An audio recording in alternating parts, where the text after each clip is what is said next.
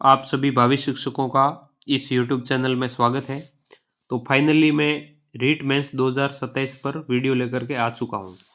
इस वीडियो में मुख्य रूप से अपन बात करेंगे कि एग्ज़ाम कब होगा, पद कितने होंगे, बेस्ट बुक कौन सी होगी, प्रैक्टिस कहाँ से करें, कोचिंग करें या नहीं करें। ठीक है, तो चलते हैं एक एक पॉइंट पर बारी बारी से बात करते हैं। पहला क्वेश्चन है कि एग्ज़ाम कब होगा। तो मैं आपको बता देता हूँ कि ये एग्ज़ाम फरवरी 2028 से पहले पहले होगा। ठीक है, ये एक डेडलाइन है, इससे पहले पहले होगा। ठीक है, और दूसरा क्वेश्चन है कि इसमें पद कितने होंगे। तो मैं इसमें आपको बता देता हूँ कि L1 के मिनिमम है जो 10,000 होंगे। कितने? 10,000। इससे प्लस ही होंगे पर कम नहीं होंगे। L2 के भी 10,000 से ज़्यादा ही होंगे, न्यूनतम 10,000 बता रहा हूँ, इससे कम नहीं होंगे। ठीक है, तीसरा क्वेश्चन है कि बेस्ट बुक कौन सी होगी। तो अब वो समय गया जब आप गाइड पढ़ते थे। ठीक है, अब आपको ऑथेंटिक बुक्स पढ़नी पड़ेगी, जैसे कि मैं इस वीडियो में आपको बताऊंगा। ठीक है, गाइड वगैरह का टाइम जा चुका है। ठीक है, तो इस वीडियो में मैं आगे बुक्स है जो आपको बताऊंगा, जिन बुक से है जो इस बार रीट का पूरा पेपर आया था। ठीक है, मैं वही बुक बता रहा हूँ जिससे रीट 2026 का पेपर बना है। ठीक है, प्रैक्टिस कहाँ से करें। प्रैक्टिस करने के लिए कोई कमी नहीं है। रीट L1 और L2 जितने भी पेपर हुए हैं उठा के उनकी व्याख्या, एक्सप्लेनेशन वगैरह जो भी है अच्छे से आप देख लेना। ठीक है, इनको हल कर लेना, खूब है ये। और इसके अलावा इसके बाद जितने भी RSSB के पेपर होंगे, ठीक है, वो आप देखते रहना। ठीक है, भले पटवार का हो, LDC का हो, VDO का हो, या फिर किसी भी अन्य भर्ती परीक्षा का हो ना, RSSB का, वो सारे देख लेना। अभी ये पैटर्न है जो यही रहेगा, कथन कारण, है ना, कथन कारण, और कालानुक्रम है, और मिलान वाले हैं, है ना, और सीधे सीधे क्वेश्चन भी आएंगे बीच बीच में थोड़े बहुत, है ना। तो यही वाला पैटर्न रहेगा। ठीक है, और लास्ट में कोचिंग करें या नहीं करें। कोचिंग देखो, जो विषय आपका कमज़ोर है ना, ओनली उसकी कोचिंग ले, पूरे पाठ्यक्रम की नहीं। ठीक है, तो कोचिंग लेना गलत नहीं है, पर उस विषय की ही ले जो आपकी कमज़ोर है या जो आपको समझ में नहीं आ रही है। आपको विषय समझ में आ रही है तो उसकी कोचिंग न लें। ठीक है, फायदे में रहेंगे। तो चलते हैं अपन आगे, वीडियो को शुरू करते हैं कि बेस्ट बुक कौन सी है। ठीक है, कंप्लीटली ये वीडियो बेस्ट बुक के बारे में है। तो चलते हैं और देखते हैं कि बेस्ट बुक कौन कौन सी है जिनसे रीट 2026 का पेपर बना है लाइन टू लाइन, और यही आपके लिए रीट 2028 के लिए उपयोगी सिद्ध होगी। तो चलिए शुरू करते हैं। ये है कक्षा 10 की राजस्थान का इतिहास। मैंने आपको बताया था जमादार भर्ती में 19 प्रश्न आए थे राजस्थान इतिहास एवं कला संस्कृति के, और 19 के 19 इन दोनों बुक से आए थे। ये 9वीं की है, ये 10वीं की है। ठीक है, और अब की बार रीट का जो ये पेपर हुआ है L1 का और L2 का, सारे प्रश्न है जो इन्हीं में से थे। L1 में सिर्फ एक प्रश्न को छोड़कर, कौन सा, जो अलवर के शासकों को काल कर्मानुसार रखना था। ठीक है, वो क्वेश्चन है जो इससे शायद बाहर गया है। बाकी सारे L1 L2 के जितने भी पेपर हुए हैं, सारे क्वेश्चन है जो इनमें से ही थे। ठीक है, और इसके अलावा है जो ये जो 10वीं की बुक मैंने अभी बताई है, देखो ये इसको कम मत समझना आप, है ना। ये संयोजक है इस पुस्तक के, ये लेखक है जिन्होंने लिखी है डॉक्टर कमल नयन सल्ले और पवन भवरिया। इनका नाम तो आपने सुना ही होगा, असिस्टेंट प्रोफेसर है इतिहास के। इनकी अलग से बुक भी आती है, लेकिन ये बुक है जो 10वीं की बेस्ट है उनकी बुक से। ठीक है, और इसमें संशोधन किसने किया है? डॉक्टर हुकुमचंद जैन, ये देख लो, और नारायण माली, नाम लिखे हुए ये आपने सुने हुए होंगे, क्योंकि ये जो है हिंदी ग्रंथ अकादमी की जो बुक्स आती है उनके लेखक हैं ये। ठीक है, अरविंद सिंह भास्कर काफ़ी फेमस हैं ये, आपने इनके नाम है जो सुने हुए होंगे। इसके अलावा 10वीं की बुक को आप लास्ट पेज पर देखोगे तो बड़े बड़े ग्रंथ है ना, उन 14 ग्रंथों का ये निचोड़ है। ठीक है ना, ये बुक लिखी है इन 14 ग्रंथों से। ठीक है ना, ये ग्रंथ है लिखा हुआ। ठीक है ना, देख लो ध्यान से। और 2 साइट है, उनका सार भी है जो इसमें समाहित किया गया है। तो ये बुक कितनी महत्वपूर्ण है आप समझ सकते हो, है ना। पूरी क्रीम क्रीम है एक तरह से। तो इस बुक को तो पढ़ना ही है, आप भले किसी भी भर्ती की तैयारी कर रहे हो, इस बुक को आप ना छोड़ें। ठीक है, चलते हैं अगली बुक की ओर। ये है क्लास 6 की हमारा राजस्थान, और ये है क्लास 7 की हमारा राजस्थान। इन बुकों से भी सीधे सीधे प्रश्न आए हैं अब की बार रीट मेंस में। ठीक है, और एक 8वीं की एक और है, ये क्लास 8 की है हमारा राजस्थान। ठीक है, सीधे सीधे प्रश्न आए इन बुक से। मैं अगले वीडियो में सारा बताऊंगा कि कौन सी बुक से कौन कौन से क्वेश्चन आए हैं। और भूगोल के लिए ये पतली पतली किताबें वो छोटी पड़ेगी, तो उसके लिए एक और मैं बुक बता रहा हूँ। ये हिंदी ग्रंथ अकादमी की आती है, डॉक्टर हरिमोहन सक्सेना की, तो आप ये भी ले आना।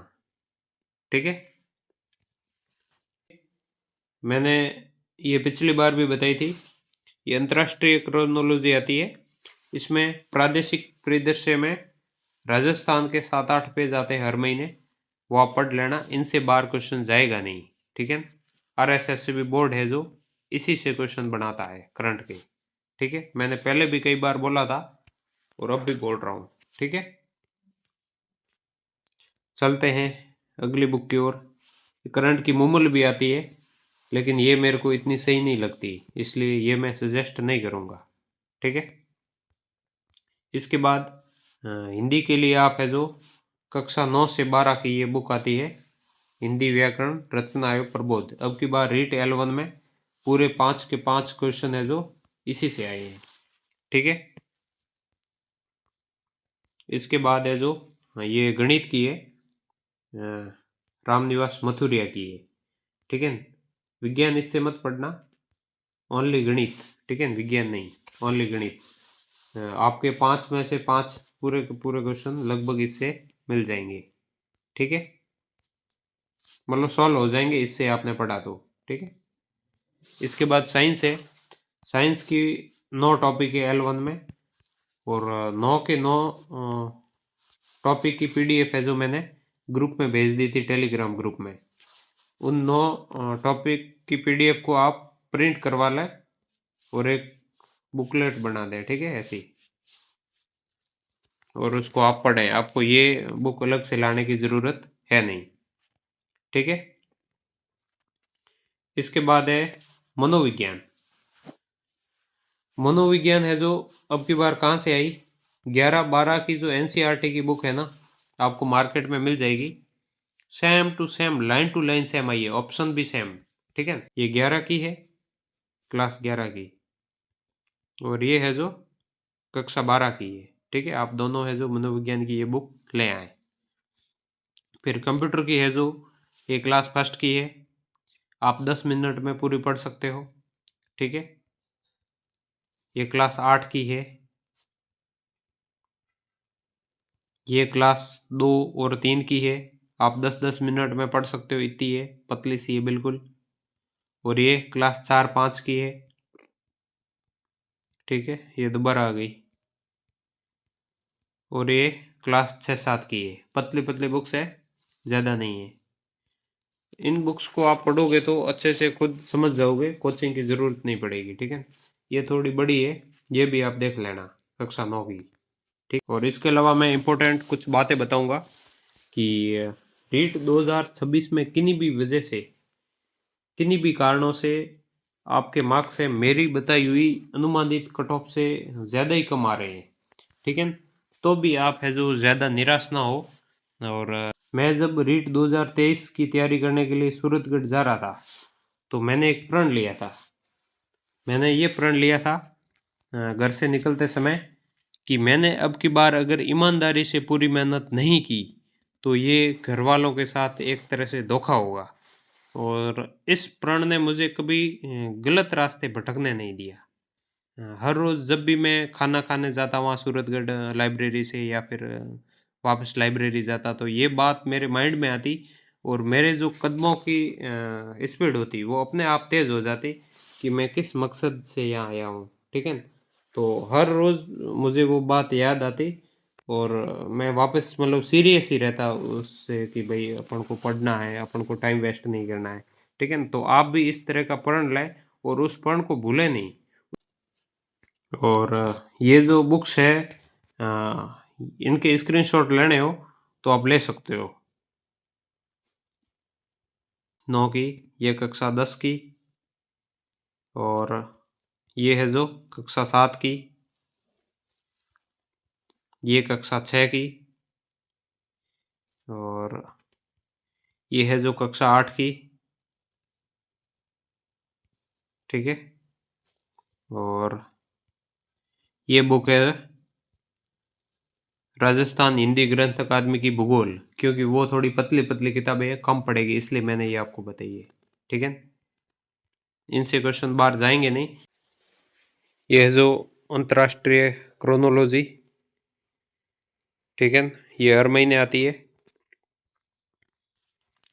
इसके बाद ये हिंदी व्याकरण रचना एवं प्रबोध कक्षा 9 से 12 वाली। ठीक है, स्क्रीनशॉट ले लें। और इसके बाद है ये मैथ की मथुरिया की आती है, आप देख सकते हैं। और इसके बाद ये साइंस की है कक्षा 6 से 10 की, लेकिन आपको आपके जितने टॉपिक है ना 9 टॉपिक, इतनी पीडीएफ प्रिंट करवानी है। ठीक है, और ये कक्षा 12 की मनोविज्ञान है एनसीईआरटी की। ठीक है, स्क्रीनशॉट ले लें इसका भी। सारे क्वेश्चन है जो मनोविज्ञान के 11 और 12वीं की जो बुक है इन दोनों से आए हैं, दोनों ये एनसीईआरटी की है। ठीक है, दोनों बुक से 10 क्वेश्चन आए हैं लाइन टू लाइन। ठीक है, इसके बाद है ये कक्षा 1 से 5 तक आती है आओ कंप्यूटर सीखे नाम से।